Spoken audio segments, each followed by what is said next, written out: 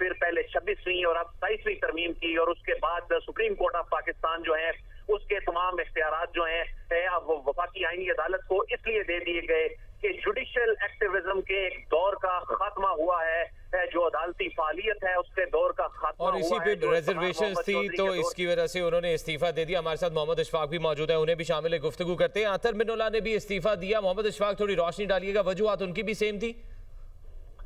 जी बिल्कुल, supreme court के senior जज जस्टिस सैयद मंसूर अली शाह और जज जस्टिस अतर मिनुल्लाह दोनों की जो वजूहात हैं तकरीबन ऑलमोस्ट सेम है। दोनों का यही मुतालबा था कि 27वीं तरमीम की मंजूरी से कबल फुल कोर्ट इजलास बुलाया जाए, और इसके अलावा भी उनके काफी ज्यादा खदशात थे गुज़श्ता कई माह से, और इस हवाले से वक्तन फवक्तन वो अदालत में रिमार्क्स के तौर पर उन खदशात का जिक्र करते रहे हैं। और इस हवाले से जब 27वीं तरमीम मंजूरी हुई, जब आईनी अदालत का जो क्याम है वो अब होने जा रहा है और उस हवाले से जजेस भी नामजद होने जा रहे हैं और तमाम इख्तियारात जो हैं वो आईनी अदालत को मुंतकिल कर दिए गए हैं, तो इस मामले पर अब सुप्रीम कोर्ट के जज जस्टिस सैयद मंसूर अली शाह और जस्टिस अतर मिनुल्लाह तकरीबन दोपहर 3 बजे से लेकर शाम 5:30 बजे तक इकट्ठे रहे, और इस हवाले से दीगर साथियों से भी उन्होंने तवील मुशावरत की, हम ख्याल जजी से गुफ्तगू की, और उसके बाद वो इस नतीजे पर पहुंचे कि उन्हें अब इस ओहदे पर नहीं रहना, जिसके बाद जस्टिस सैयद मंसूर अली शाह और जस्टिस अतर मिनुल्लाह ने ओहदे से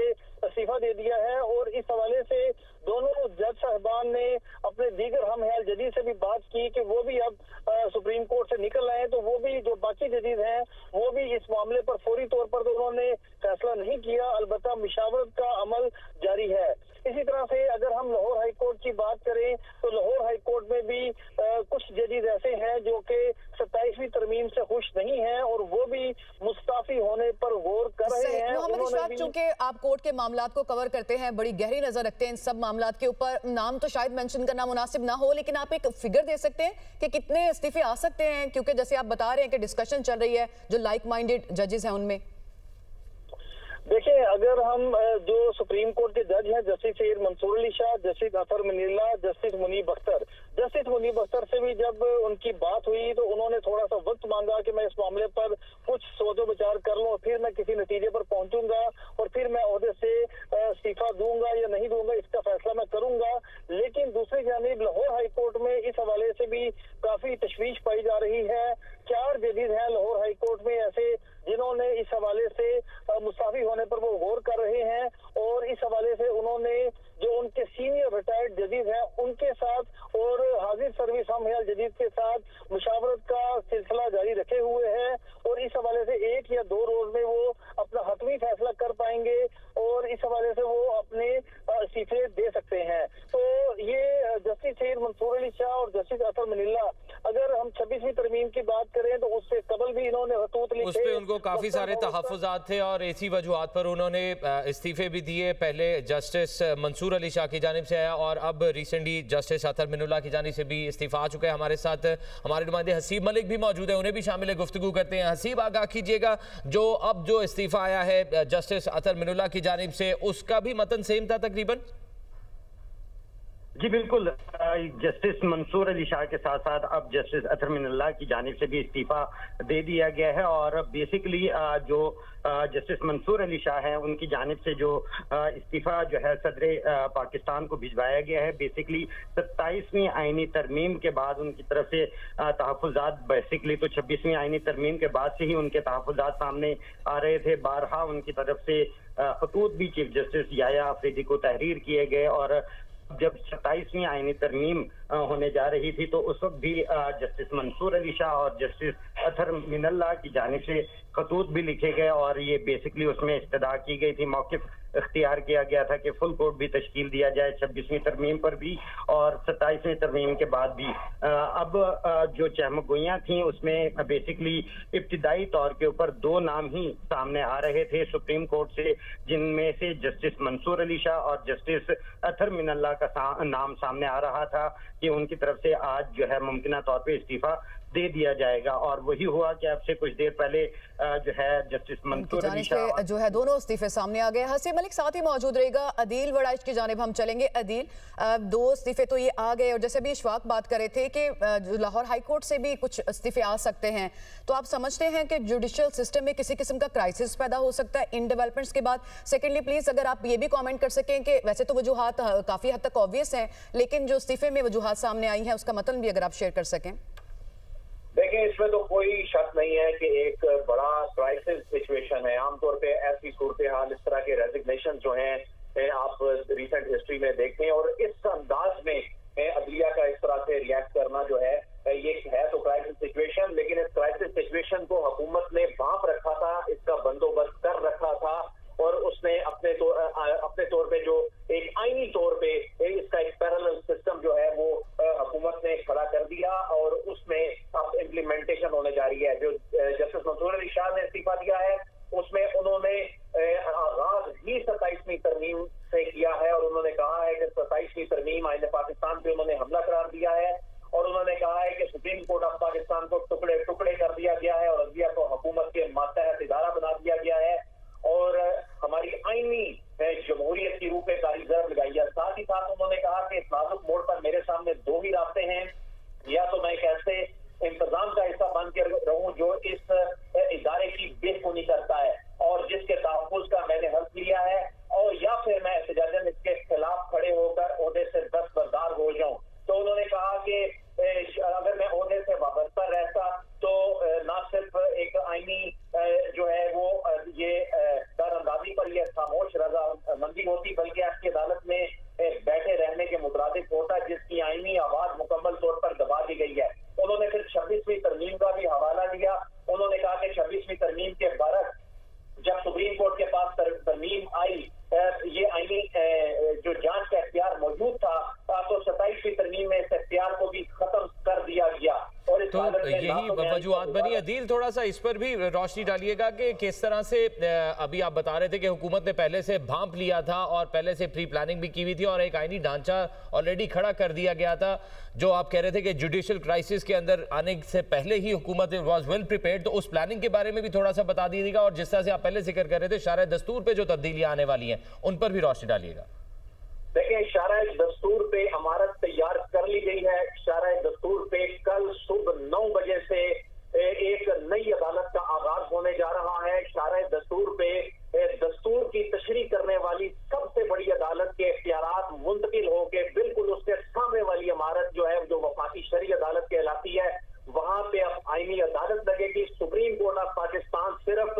वो अपीलें सुनेगी हाई कोर्ट से आने वाली जिसमें आईनी नोयत के सवालात नहीं होंगे। जहां भी आईनी और कानूनी सवालात आ जाएंगे वो मामलात अपीलों में भी सुप्रीम कोर्ट में नहीं जाएंगे। अगर देखा जाए तो हाई कोर्ट्स भी इससे ज्यादा बाइख्तियार दिखाई देती हैं, यानी हाई कोर्ट्स में ऐसे बहुत से मामलात आएंगे जिसमें डाइवर्सिटी नजर आती है, लेकिन सुप्रीम कोर्ट ऑफ पाकिस्तान का मैंडेट जब से आईने पाकिस्तान बना है अब तक सबसे ज्यादा इस पे कट लगा है, और ये इख्तियारात जो हैं ये डाइवर्ट हुए हैं। ऐसा नहीं है कि ये इख्तियारात जो हैं ये खत्म कर दिए गए, ये इख्तियारात एक और इंस्टीट्यूशन के पास चले गए। उसी इंस्टीट्यूशन में वही जजेस हैं जिन्होंने इन्हीं अदालतों से उठ के वहां पर आना है, एक बिल्डिंग से निकलना है, दूसरी बिल्डिंग में आना है, वो वही जज होंगे। सिर्फ फर्क ये होगा कि ये एग्जीक्यूटिव ने तय कर लिया है कि अब आइन की तशरीह कौन सा इंस्टीट्यूशन करेगा, जो कि एग्जीक्यूटिव ने पार्लिमान ने ये तय कर लिया और उसके बाद ये अनाउंस कर दिया। और अब ये नजर आ रहा था क्योंकि अब एक जो पोलराइजेशन हमने अदलिया के अंदर देखी, जिस तरह का डिवाइड हमने अदलिया के अंदर देखा, अब तो चीजें इतनी वाज़ेह हो चुकी हैं कि एक आम शख्स भी जानता है कि जो ज़हनी हम-आहंगी है उसमें डिवीजन में कौन कौन किस जानिब खड़ा है। अब जो जिस जानिब खड़ा है बुनियादी तौर पे, आप चूंकि पोलराइजेशन और डिवाइड की बात कर रहे हैं, प्रीटी मच ऑब्वियस ये रहा है, सबको पता है लाइक माइंडेड ग्रुप का नाम तो नहीं मैं कहूंगी कि आप लें, शायद ये मुनासिब ना हो। क्या आप कोई नंबर्स बता सकते हैं? जैसे इशफाक भी कह रहे थे लाहौर से भी इस्तीफे आ सकते हैं, कुछ आप सेंस कर सकते हैं कि क्या ये सिलसिला आगे चल सकता है? देखिए, इस्लामाबाद हाई कोर्ट से आ सकते हैं, लाहौर से आ सकते हैं, दीगर अदालतों से आ सकते हैं, सुप्रीम कोर्ट से आ सकते हैं। देखिए, ये वो जज साहिबान हैं जिन जज साहिबान के हवाले से 26वीं आईनी तरमीम से पहले कहा जाता था कि ये वो जज साहिबान हैं जिन्होंने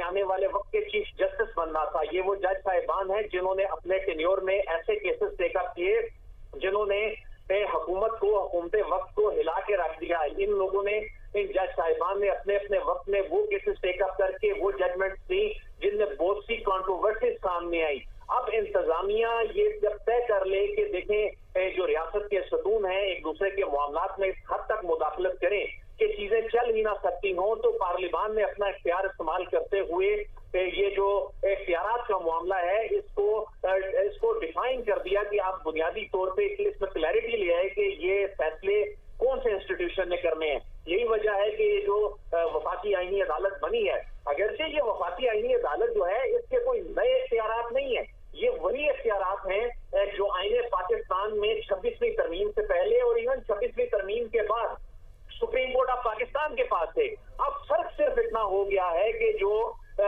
उस पार खड़े और इस पार खड़े हुए लोग हैं उनमें से अब नजर आने लग पड़ा है कि किसका क्या फ्यूचर है, क्योंकि जब आपने अपना जहन दे दिया, आपने अपना तर्ज अमल से ये बता दिया कि आप क्या सोच रहे हैं, आप क्या करने जा रहे हैं, आप क्या कर सकते हैं, तो जाहिर है अब जो रियासत के दूसरे सतून हैं उन्होंने भी अपने अपने पत्ते सीने से ना सिर्फ लगा रखे थे बल्कि उन्होंने अब उसको एग्जीक्यूट कर दिया। जब उन्होंने इसको एग्जीक्यूट कर दिया और ये अगर इसको कहा जाए कि ये अदालती या कानूनी आईनी जंग है,